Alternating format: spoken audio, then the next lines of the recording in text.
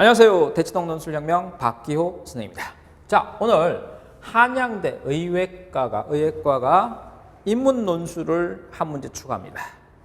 자, 그리고 기존의 상경계열, 인문계열 2020 논술 대비법입니다. 그러니까 이 강의를 듣는 사람은 한양대 인문 상경계열과 의예과를 준비하는 학생들이 들으면 됩니다. 자, 논술 시험의 주요 변화인데 인문 상경계열은 유형 변화 가능성이 거의 없어요. 난이도는 소폭 상승할 가능성은 있어요. 자, 인문 사회 교과목을 통합 논술이고 언어 논술 인문 한 문제, 인문은 한 문제 통으로, 상경계열은 두 문제, 언어 한 문제와 수리 한 문제. 근데 수리가 큰 문제 한 문항에 작은 문항, 소문항이 두세 문항이 들어갑니다. 그리고 상경계열 수리 논술 출제 보면은 수원, 수투, 미분 원. 확률 통계, 우리 수능 범위랑 똑같죠.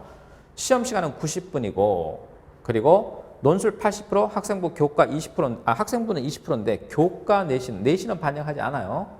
자, 이제 자연계열 재밌어졌는데 의예과에 언어 논술이 도입되기 시작했어요. 그럼 이제 일부 대학에서도 이제 유형 변화가 생길 것 같아요. 그러니까 자연계인데, 야, 니네들이 의대 왔는데 의사가 될 건데. 야, 글은 좀 쓸 줄 알아야 되지 않니? 논문도 좀 써야 되고, 그리고 의학 저술 좀 쓰려면 글발은 좀 나와야 되지 않니? 이렇게 생각하신 것 같아. 그래서 이게 다른 자연계에게도 영향을 줄 것 같아. 왜냐? 여러분이 깜놀할 이야기지만 15년 전쯤 있잖아. 그때 논술은, 특히 20년 전 논술은 문과든 이과든 그냥 언어 논술 봤어. 공통적으로. 자, 여기서 수리 논술의 출제 범위는 수원, 수투, 미적분 원투, 확률과 통계, 기하, 벡터. 이거는 이제 자연계 쪽이죠. 자, 자연계열에서 경제, 금융학부를 선발합니다. 그죠? 그다음에 이과대학의 의예과 논술 전형. 이게 중요하네요. 출제 형식의 변경이 있는데 인문 논술 도입하겠다고 예고했어요. 출제 범위는 인문계열 언어 논술 중에서 상경계열 언어 논술과 동일하다. 그런데 인문계열 언어 논술은 조금 길걸랑. 그런데 내가 볼 때는 이제 90분 만에 시험 봐야 되니까 상경계열 언어 논술과 동일한 맥락으로 출제하지 않겠나. 글자 수 한 600자짜리로 그렇게 또 예고하고 있고. 그러면 이제 준비를 해야 될 거 아니야. 자, 한양대 인문 논술의 변화는 형식적으로는 학생부 반영 비율을 조절하고, 그 다음에 의예과 언어 논술 도입하는데 실질적으로는 어떠냐. 실질적으로는 학생들의 창의적인 적용 능력과 분석적 사고를 요구하니까 국어, 수학, 탐구 이런 것에서 기본적인 이런 교과 과목 정도의 개념은 다 이해하고 있어야 되지 않냐.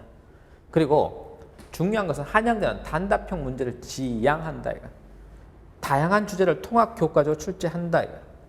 자, 그래서 이게 비교해보면 한양대, 연세대, 성균관대, 서강대 이제 논술 문제 비교인데, 여기는 두 문항, 또 세 문항, 두 문항인데, 이 세 개 대학의 특징은 자료해석이 있어. 그럼 한양대는 어땠느냐? 한양대는 그런 말 안 해. 자료해석이라고 직접적인 이야기 하지 않지만 나온 적이 있어. 그림 주고, 세안도 그림 주고, 그림 해석하는 거 나왔어. 그래서 얘네들이 어떻게 출제할지는 몰라. 하지만 인문계 언어 논술의 경우는 종합적인 요약을 그냥 단편적인 요약이 아니라 종합적 요약이야. 제시문의 종합적 요약. 이게 좀 다른 거야. 그 다음에 설명, 비판을 결합한 단계적인 논술 문제를 출제해. 그래서 한양대는 일반적인 요약이 아니라 종합적 요약이니까 공부 좀 해야 돼. 그러니까 연습을 좀 해야 된다고. 상경계 언어 논술은 600자 딱 쓰는데 요약, 비교, 설명, 비판, 견해 제시 등 요 유형을 계속 번갈아 가면서 출제하니까 요 유형들은 다 알고 있어야 돼. 상경계 수리 논술은 이제 주로 수학 나형에서 나오는데 얘네들 포인트가 경제학이나 경영학 분야의 내용을 내고 있다는 거. 그래서 내가 한양대 가겠다 그러면, 상경계열 가겠다 그러면 경제학, 경영학의 기본 개념들을 활용하니까 요거 따로 용어 정도 익히고 기본 개념 정도 공부해두면 도움이 된다. 자, 출제 경향 및 대비책인데, 자, 인문은 인문계열 수리 논술 안 나오고, 상경계열은 인문 수리. 자, 의과대학의 의예과는 인문 논술과 수리, 자연계 수리 논술이 나온다. 자, 처음으로 이게 도입되는 거니까 어떻게 나올지는 모르겠지만 얘네랑 똑같이 나오지 않을까요? 요거 활용하지 않을까? 이렇게 예상돼. 다음에 90분 동안 보는데 인문은 천자 내외의 언어 논술을 쓰는 거야. 한 문항 딱 하나. 다음에 상견은 인문 논술과 수리 논술을 나뉘고 수리 논술은 글자 수 제한이 없지만 이건 600자 나온다. 요 문항이 여기 그대로 나오지 않을까. 그러니까 유형이 똑같거나 요 똑같은 문제를 사용하거나 시험 시간에 같다면 아니면 요 좀 다르게 다른 주제로 그렇지만 똑같은 유형으로 나오지 않을까. 여기까지는 인문계 수리 논술보다는 더 어렵겠죠. 수학 가형을 활용할 테니까. 자, 한양계 논술의 특징은 제시문 논지를 세밀하게, 진짜 제시문을 세밀하게 분석해야 돼. 세밀하게. 그러면 답이 보여. 다면적으로 분석해야 돼. 그리고 대략 1200자 내외에 완성된 글을 요구하고 그 안에 요건들이 있어. 문제 내에 요건들이 2개 내지 3개, 보통 3개 정도 요구해. 그걸 다 맞춰서 쓰면 돼. 그리고 공통 주제를 중심으로 제시문 간의 관계, 제시문과 자료의 관계 이런 걸 조직화하고 상경계열과 의외과는 일단 언어 논술, 수리 논술 나오니까 수리 논술이 어렵단 말이야. 그리고 언어 논술은 600자인데 그 600자 나오는 유형을 좀 다 간파를 해야 돼. 그래서 논술의 6가지 유형 그건 익히고 들어간단 말이야. 자, 문제 수는 이제 아까 설명을 했고 요 뭐 600자 정도 나오는데 그 이미 설명했고 여기를 봐봐. 자, 한양대 논술은 누구나 지원이 가능해. 그런데 한양대가 요구하는 건 뭐냐면 이렇게 학종이 아닌 다른 방법으로 한양대를 지원할 수 있는 기회라고 이야기하고 있는 거야. 그리고 인문계열은 평소 이렇게 장문의 글을 어려움 없이 잘 써내는 학생들한테 유리하다 이거. 그 다음에 장문의 글쓰기에 익숙하지 않은 학생의 경우 그 큰 문제를 조각조각 내서 소문항별로 단계적으로 처리하면 가능하다 이거. 기본적인 독해력을 갖고 있다면. 여기서 이제 기본적인 독해력이라고 말하면 독해를 좀 잘해야 돼. 세밀하게 좀 잘해야 돼. 자, 수능이나 내신 같은 객관적인 평가 방법을 측정할 수 없는 읽기 능력을 평가하겠다 이렇게 생각하고 있으니까 구석구석 제시문이 이렇게 뻥뻥뻥 숨겨진 행간을 읽어내기를 요구한단 말이에요. 자, 그다음에 이제 제시문의 특징은 이제 문사철, 뭐 사회과학도 나오고 그리고 뭐 이제 우리 의외과는 뭐 자연과학, 과학 관련 제시문도 나오겠죠. 그런데 수리적 문제는 언어 논술에서 수리적 문제는 필요하지 않아요. 언어 논술 자체에서는 수리적 개념을 요구하지는 않습니다. 자, 그다음에 이제 여기 한번 볼까요? 의외과의 경우 언어 논술이 새롭게 추가됐지만 상경계열과 같을 것이다. 그럼 상경계열은 어떠냐? 600자의 견해, 대안, 시사점까지 도출하기 때문에 그냥 답만 쓰는 거야. 답만. 여러분의 의견 정확하게 쓰는 게 아니라 진짜 상경계열 문제 풀어보면 답만 쓰는 거구나 이렇게 알 수 있어. 근데 인문계열은 답만 쓰는 게 아니에요. 그 차이나. 종합적 분석 능력을 바탕으로 사고의 발전 과정까지 포함하기 때문에 이건 정말 잘해야 되는 거야. 자, 한양대 논술의 채점 방식은 A, B, C, F로 나눈 다음에 F를 제외하고 상중하를 매기니까 A의 상중하, B의 상중하, C의 상중하. 그럼 A의 상중은 나와야 합격을 할 거다. 이거. 그다음에 여기서 내용과 형식 면에서 갖춰야 될 3-4가지를 명시한 후 이 중 몇 개를 충족했는지에 따라 등급 부여하고 그리고 나서 등급 부여하고 나서 가산점을 준다 이거. 논정력이나 표현력, 창의성 보고 그리고 감점도 있는데 분량이나 어문적 뭐 비문 이런 거 맞춤법 이런 거 가지고 감점을 엄격하게 적용하겠다 이거.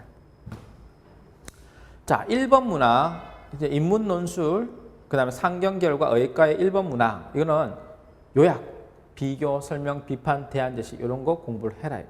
특히 최근에는 종합적 요약과 설명이 인문계열 논술에 포함됐고 상경계열은 유형 되게 다양한데 그래도 인문계열처럼 통합적으로 제시되는 경향이 나타나고 있다. 새로운 경향이다. 자, 출제별 연도별로 보면 인문계열과 상경계열을 봐봐. 이제 상경계열 봐봐. 설명, 대안 제시, 설명, 비판, 설명, 대안, 비교, 비판, 설명, 추론, 비판 다양하게 나오잖아. 인문계열은 막 결합형으로 1단계 요약하고 그다음 2단계 평가고 3단계 추론 대안 제시하는 게 이게 1번 문제였잖아. 자, 그리고 인문 1은 그랬고 인문 2는 이자, 비교, 설명 이렇게 자기 마음대로 출제돼. 자기 마음대로. 그래서 우리가 필요한 거는 논술의 6가지 유형은 익혀야 되는 거야. 논술의 6가지 유형은 요약할 줄 알아야 되고요. 비교할 줄 알아야 되고 제시문을 그리고 비판할 줄도 알아야 되고 설명할 줄 알아야 돼. 그리고 대안 제시하고 견해 제시, 주장하는 거 이렇게 해서 6가지 유형만 제대로 익히고 가자. 그래서 마음은 급하겠지만 자, 의예과 학생들 마음 급하겠지만 갑자기 인문 논술이라니요. 황당하기 그지없습니다. 그죠? 상경계열 학생들, 그리고 인문계열 학생들 전부 마음은 급하겠지만 이 기본을 먼저 공부하고 가자요. 기본 과정을 익히자요. 기본에 충실해야 응용해서 문제도 풀 수 있게 된다. 자, 인문계열의 예시 문항들이야. 이게 출제됐다. 이거 기출 사례고 특징을 봐봐. 두 개 제시문을 종합하는 게 특징이에요. 그래서 다른 제시문에 적용 분석해보는 능력을 길러라 이거. 두 제시문의 공통 주제를 가지고 문제를 풀어나가는 거야. 사회계열의 문제도 마찬가지야 이거. 사회계열, 상경계열이라고 봐야지 상경계열. 자, 상경계열의 문제야 이거. 상경계열은 하나의 제시문 가지고 다른 하나의 제시문을 설명하는 거야. 그걸 비판, 평가하는 거야. 그러니까 제시문 가를 가지고 제시문 나를, 그러니까 이게 뭐 이론이고 이게 현상이면 이 이론 가지고 현상을 설명하거나 이 현상 가지고 이 이론을 비판하거나 그렇게 출제한다고. 그런데 그게 인문계열하고 좀 다른 점이 요약을 요구하는 것은 아니다 이거. 다른 제시문에 적용 분석하는, 즉 추론하는 능력이 요구된다 이거. 그러면 의학과도 그런 거 요구할 거다 이거. 자, 이건 이제 모의논술의 경향인데 최근 모의논술의 경향은 창의적으로 적용한다는 게 좀 두드러진 특징이다 하는 거야. 그래서 뭐 제시문 보면 자, 동물들이 스스로 감정을 가진 존재라는 점을 착안해서 미성년자들도 자기의 의사결정을 가질 수 있다는 점을 비판적으로 추론해낸 거 1번. 그래서 이제 가족 동반 자살과 동물 유기 사례를 적용해서 해결 방안을 제시하는 거 이런 게 나온다 이거. 이게 2020 모의논술의 문항이었다 이거. 자, 뭐 여기에 이제 내가 그걸 분석해놓은 매트릭스야. 이게 매트릭스고 시험장에 가서 요거 짤 수 있으면 돼. 요 비판의 공식, 대, 지, 기, 네. 비판의 공식 적용해서 하면 돼. 그러니까 우리 이과 학생들은 공식 적용하는 거 좋아하잖아. 그러니까 요 친구들은 그냥 비판의 공식, 설명의 공식만 제대로 알고 그거 찾아서 답 적으면 되는 거야. 자, 여기에 인문계열과 상경계열 2019학년도 기출문제 보면 문화의 형성 원리와 성격, 그다음 빅데이터와 인터넷 언론 이렇게 나왔죠. 그래서 문제 유형이 조금 다르다는 거. 자, 이게 인문계열, 상경계열 문제 유형이 다르다는 거 보여주고 있어. 종합적 요약이지만 여긴 요약이 없어. 자, 이제 논술 대비법은 제일 중요한 건 각 제시문을 단순 요약을 하지 마라 이거. 종합적 요약이니까 인문계열 학생들은 종합적 요약을 어떻게 하는지를 배우고, 그 다음에 상경계열과 의예과는 비판을 어떻게 하는지 또는 설명을 어떻게 하는지 그거 방법론을 익히면 훨씬 쉬워질 거다 이거. 그게 그냥 핵심적인 내용이야.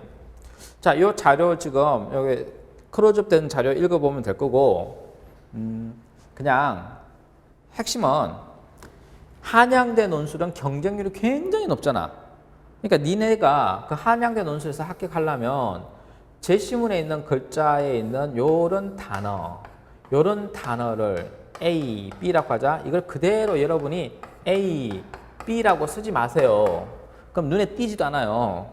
A 다시, B 다시로 자신만의 언어로 네가 이해한 단어로 바꿔주는 것, 즉 어휘력이 여러분을 합격시킬 거예요.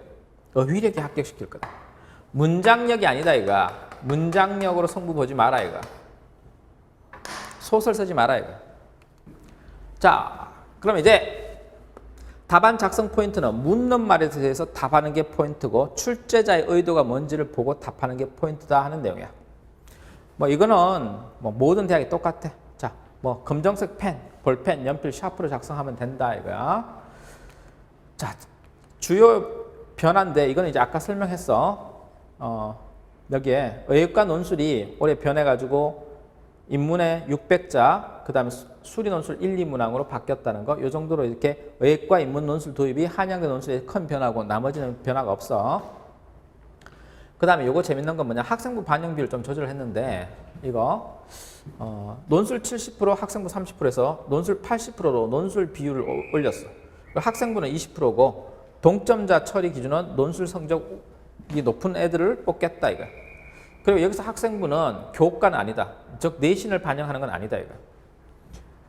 그 다음에 논술 인원이 감축됐으니까 2011학년도야. 내년도에는 논술 인원이 감축돼. 그래서 진짜 논술 특기자 전형으로 바뀔 거란 말이에요. 그러니까 올해 그냥 논술 빨리 공부해서 합격하라고. 올해. 내년에 가면 더 힘들어진다고. 자, 연세대 논술이 체제가 폐지됐으니까 연세대 논술 준비하는 애들이 한양대도 볼 거다 이거야. 그럼 한양대로 밀고 들어오면 연세대 떨어져도 한양대 와서 붙으려고 노력할 테니까 한양대 논술 커트라인 또 올라가지 않겠냐 이거야. 그래서 한양대 갈 거면 논술 공부 조금 더 하라 이거야. 그게 올해 내용이야. 이건 뭐 뽑는 인원수인데 의예과 9명 뽑네. 인문 상경계열 90명 뽑고. 자, 이게 이제 뽑는 학과 인원수인데 너무 적게 뽑지. 여기 제일 많이 뽑는 게 9명이고 4명 뽑고 3명 뽑고. 아이고 이제 이건 뭐 엄청 나겠지. 예비 1번, 2번 이렇게 되면 예비 1번이면 못 붙을 수도 있다 이 말이야 지금. 자, 여기 뽑는 인원수가 너무 적어요. 여기 의예과는 9명이네요. 제일 많이 뽑는 게 상경의 경영 22명 뽑는 게 제일 많이 뽑아요. 자, 논술을 실시하지 않은 학과들이 있고요. 자, 여기서 뭐 지원 가능한 정도인데요.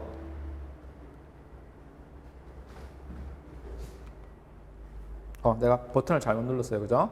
자, 이거 비교 내신은 뭐 별로 의미가 없는 거고. 경쟁률 보세요. 경쟁률 일단 100대 1이 넘고 거의 200대 1에 가깝죠? 200대 1에 가까워요. 170대 1. 자, 의예과는 237대 1. 엄청나네요. 자, 거전의 경쟁률도 나오는데 거전의 경쟁률 보면 여기서 여기 점프하죠? 날이 갈수록 경쟁률이 높아지고 있어. 2월 인원 보면 뭐 추가 합격 인원 보면 되게 적잖아. 인문계열 4명, 11명, 자연계열은 많네. 자, 논술 점수 보면 82점, 86점. 인문계열 점수 어마어마하죠? 높죠. 자, 지금까지 한양대 의예과, 상경, 인문계열에 있어서 논술을 어떻게 준비해야 되는가? 결론은 뭐다? 결론은 인문계열은 종합적 요약을 하는 연습을 하고 그리고 상경계열과 의예과는 설명 비판형을 집중적으로 공부를 해라. 그리고 아직 시험 칠 때까지는 시간이 많이 남았으니까 수능 치고도 시간이 한참 남았으니까 열흘 정도 시간이 있단 말이야. 그러니까 지금 준비해야 되는 것은 기초를 더 튼튼히 해라. 논술의 기초, 독해하는 방법부터. 그리고 방법론을 먼저 익혀라. 그게 박 교수님이 주는 제언입니다. 해결책이다. 이 말이야. 자, 여기까지 하겠습니다.